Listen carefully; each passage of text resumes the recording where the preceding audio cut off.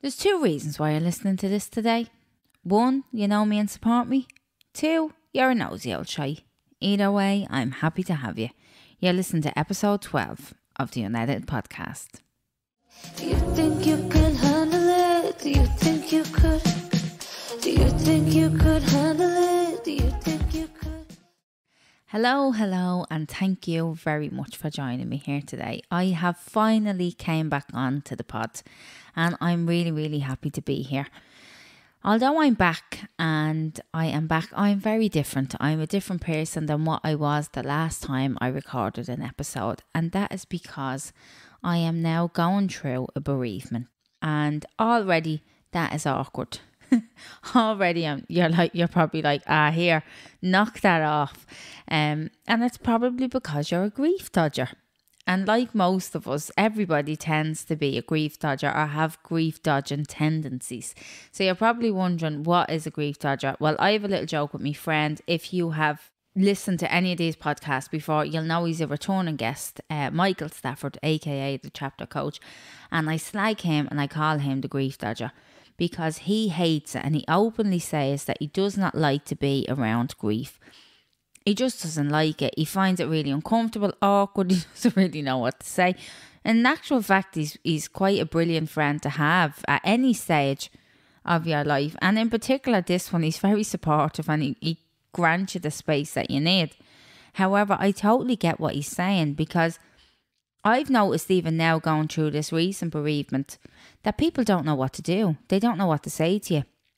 They either come in and they're really awkward, so they can't look you in the eye. They don't know whether to say I'm sorry, or they wait a couple of minutes and they go, oh yeah, I'm sorry about that. Oh, I was very sorry.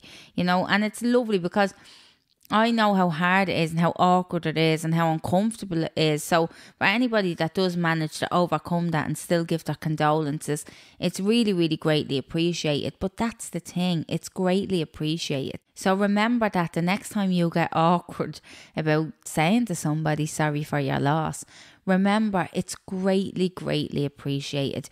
The acknowledgement of somebody's life lost to a loved one is so nice and so comforting. Even those simple words, I am sorry for your loss, is greatly appreciated. So make sure that you share them, because the reality of it is death is something that is guaranteed. It is going to happen to every one of us, and we're all going to experience and unfortunately have to see and feel the loss of people that we love.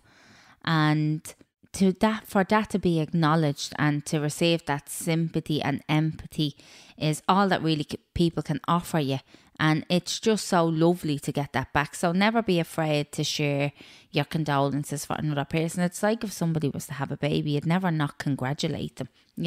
Although having a baby is a beginning and it's an amazing experience, the loss of a life is, their life was an amazing experience and it added great value to people, and to their loved ones. So to be able to, give your condolences is, again, greatly experiences. So trying not to get too awkward around it is what I'm saying. It really is what it is, and you're definitely offering comfort by doing that. So that would be a little bit of advice for any grief dodgers out there. But it's not only that, it's the air around it, isn't it? It's people being sad, people being down. You're trying to get yourself on track and you're trying to choose to be happy and have a great day. And you have like your poor depressed pal over there missing somebody that they love so much. And, it can affect your life and it can seep into your life, and it can also affect your energy and your mood. So it's totally understandable why people would want to avoid people that are going through that. There's very easy ways to do it. You can acknowledge it, give condolences, let them know you're here for them, check in when you feel able. Not everybody is believe me when I tell you, when people are going through a loss, they don't want people in their pocket on top of them all the time, especially within the first year. The first year of losing somebody is, it's very difficult. It's like a cloud, you're kind of just floating through and you're just kind of getting through. You're getting through life. And the second year, when people expect you to move on with your life, that that's really when you need people. It's really when you need people to be there for you. That's when you need people to just, arrive at your house or invite you for a coffee or plan a fun day out. So if you do have anybody in your life that's experiencing a loss and they're tipping into that second year or third year after, that's the time to give them a little help out and remind them that, you're aware that they're still going through something and you're there as a friend, because you need that more so throughout your life to come, really, because people are just learning to adapt and to be in a world without the people that they love.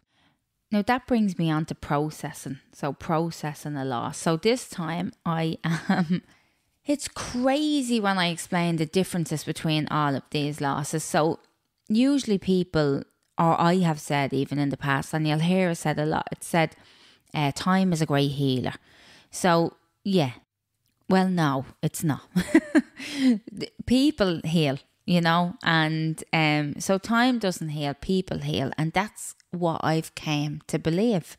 So basically on my past losses, I have given it time, and you'll often hear people saying, don't change your job within 3 months or within 6 months of a loss. Don't see a medium within 6 months of your loss. There's always these time frames. Or don't make any major decisions within 6 months of a loss. It's basically what people are saying. And I mean, I don't find that relatively true, because what I'm finding now is with this loss is I'm after getting to a point in my life that I really enjoy. So I was at a place where I was looking forward to life. I was, not looking forward, enjoying my life, loving my environment, happy in my home, my family, and looking forward to building my life and building on my career and doing all these amazing things and sitting down here and chatting into this mic. I love doing this podcast and I wanted to do more of it. And I lost somebody that I loved, and I had to stop and I had to process, and I had to feel the pain. So what I've now decided to do this time around, rather than waiting and trying to do things in a couple of months' time or have things to look forward to, I've decided to process and try and heal now. And the only way that I can do that is by acknowledging it. Now, this is a long road. Grief is going to sink in and creep up on me when I least expect it. I might have a good few days, and like here I am chatting into a mic tonight, for example. A couple of days ago, I was so paralysed in pain that I couldn't even speak, because I just couldn't. And I just had to cry, and I had to hurt, and I had to wail, and I had to cry myself to sleep. I had to have that natural release. That is pain in my heart. It's a physical pain in my heart. So I had to process, let all of that come out, let that release come, that cry. And then the next day I was able to go through my day and be present in my day.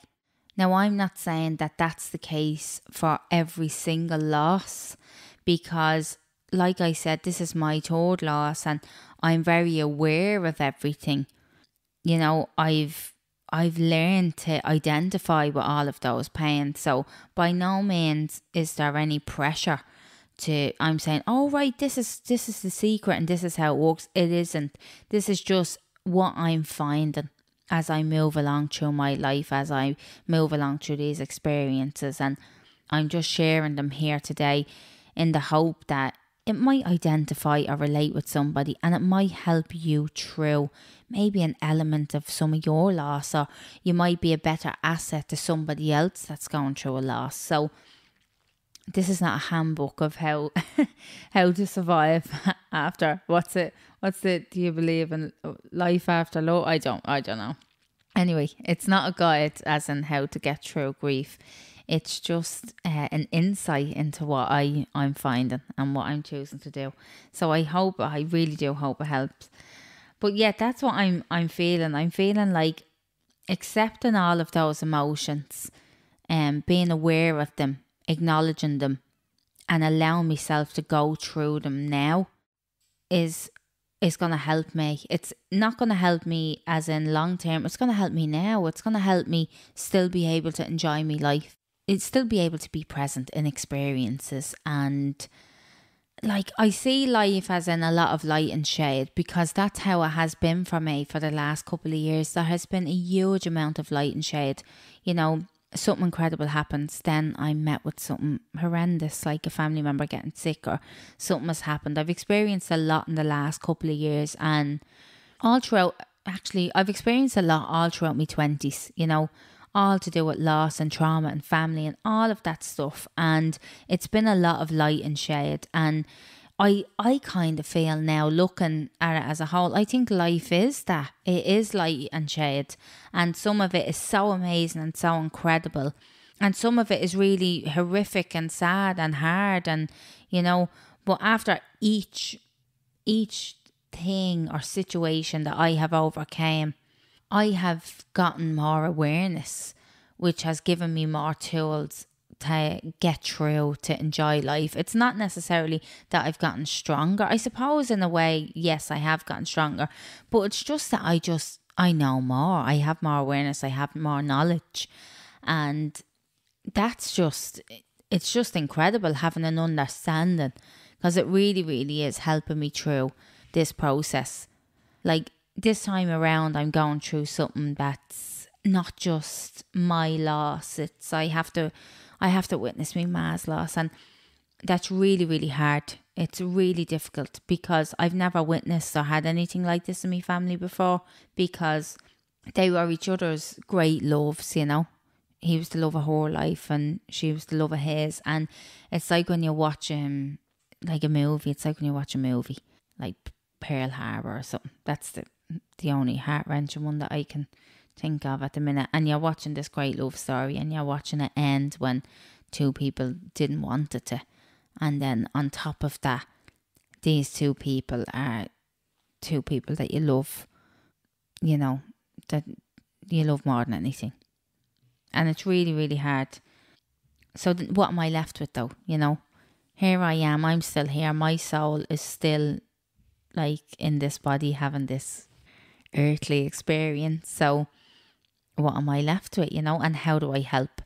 So how I help is by being myself, is by striving, processing my pain, staying in it, moving forward, and hopefully that will inspire those around me that are also hurting to do the same. And that's the goal. Now, also this time around, going through this loss, I am a mother, which I wasn't before.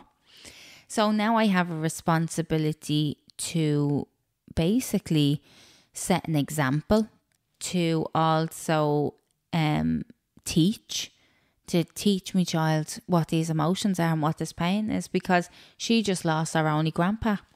And she's only a little baby, she's only a little girl. She does understand that she had somebody that she loves and now they are no longer here. So she is also an inquisitive little thing. So she definitely has questions, and she has a longing for that person that she loves. So she wants to know, where are they gone? Not only that, she wants to know why her mother and grandmother and family are all very upset and all of these things. So I had a decision to make, and unawares to myself, when she asked me why I was sad, I decided to tell her that I was sad because I was hurt and that I was going to miss her grandpa very much, but that I will be okay, because that's something that I want her to understand, is that in life things are going to happen and you are going to be in pain, and you have to process that pain and cry through it. You have to hurt in order to heal. And that's how I'm choosing to parent.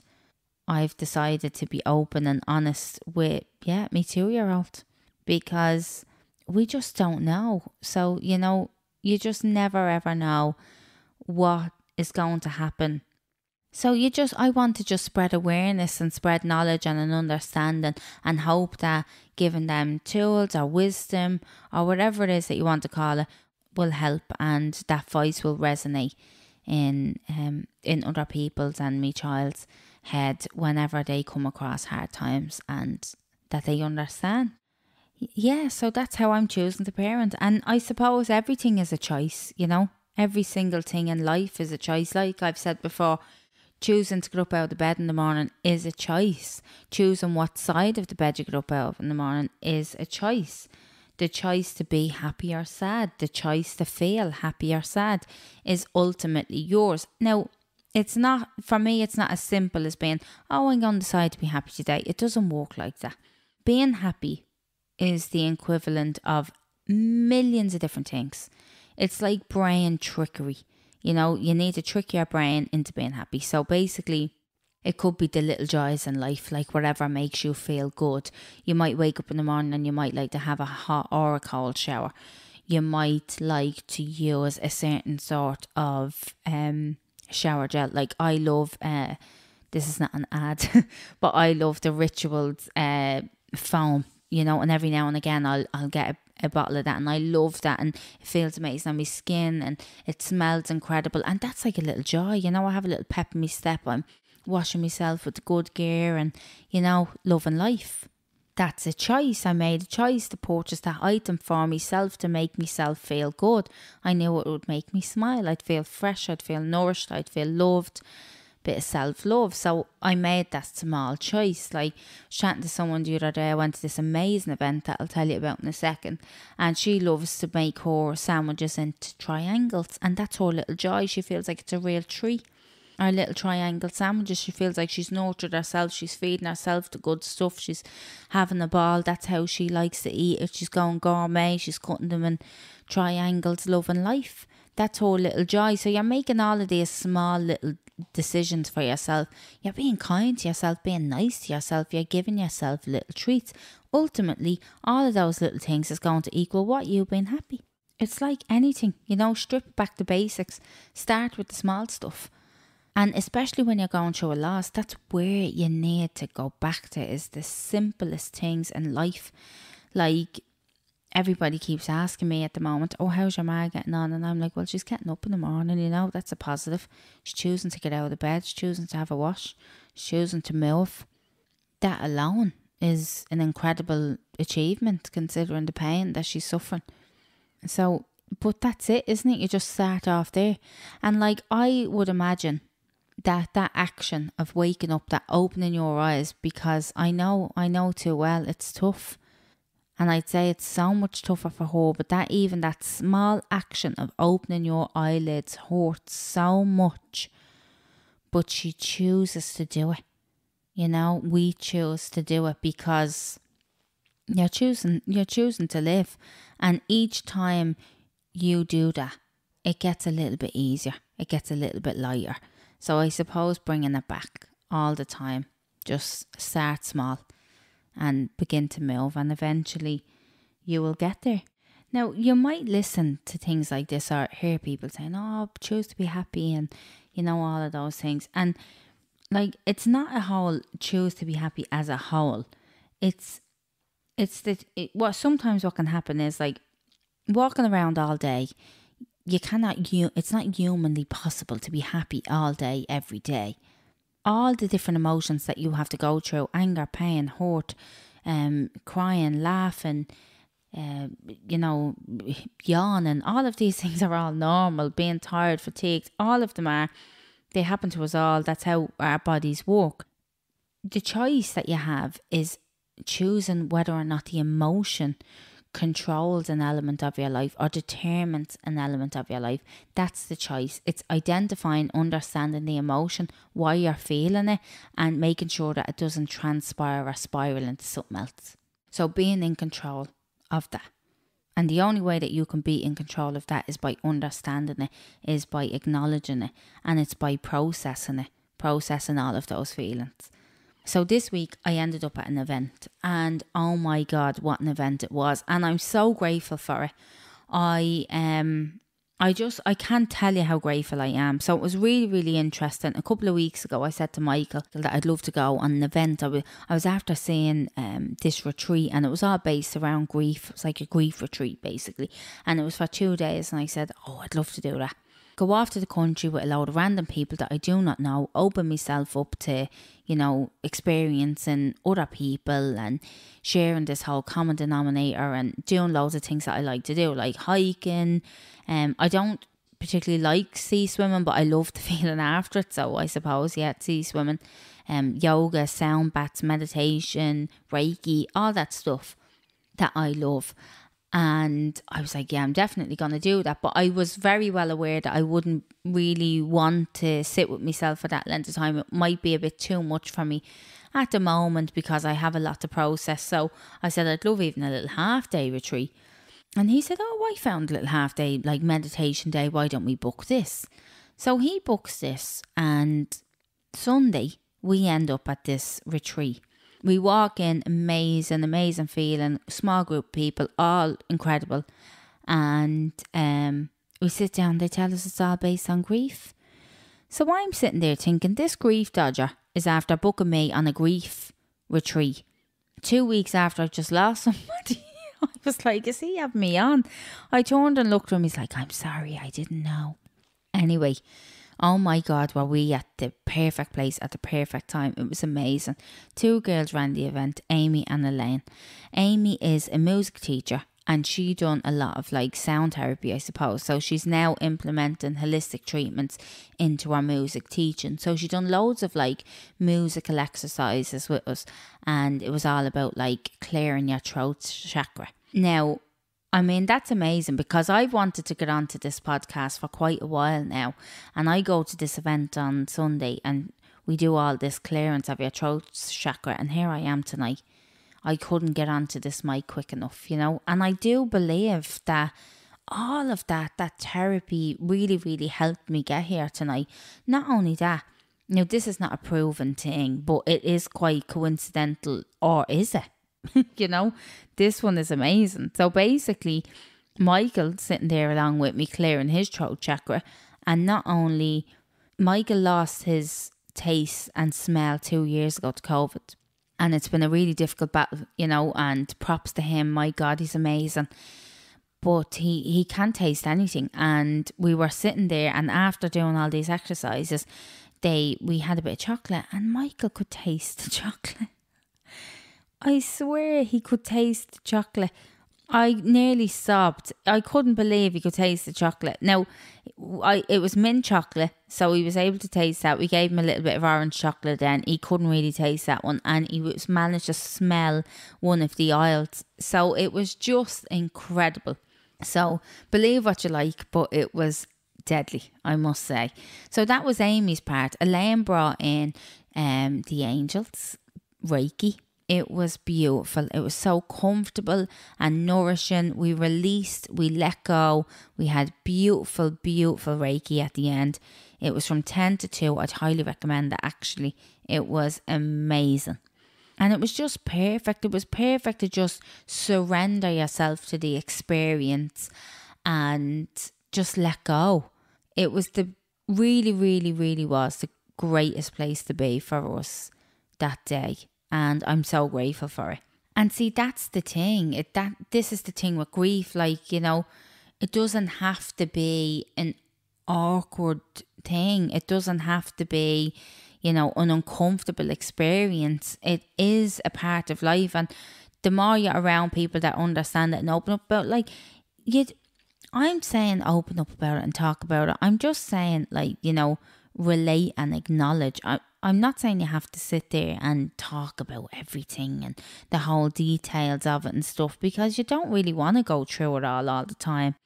But it is really good to have shared experiences, and it's a great form of therapy. It's a great way to process, acknowledge, appreciate the pain that you're feeling. Like, and that's the thing, it's appreciating the pain that you're feeling. Like, I always think to have great pain, you must have had great love.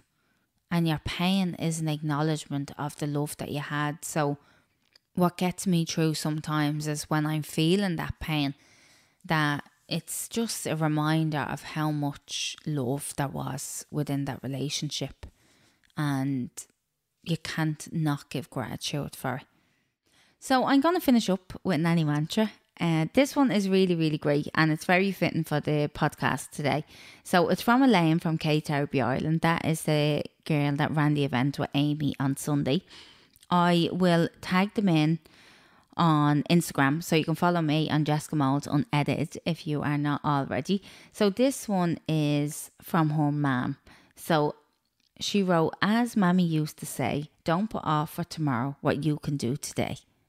And that fits into so many things. It also fits into a lot of the accountability chats that we've had, but also like, you know, what we've been talking about today. Don't put off tomorrow what you can do today. And it's very much what I believe to be with grief. It's, you know, let that, when that pain comes, let it come, let it hurt, and let yourself heal.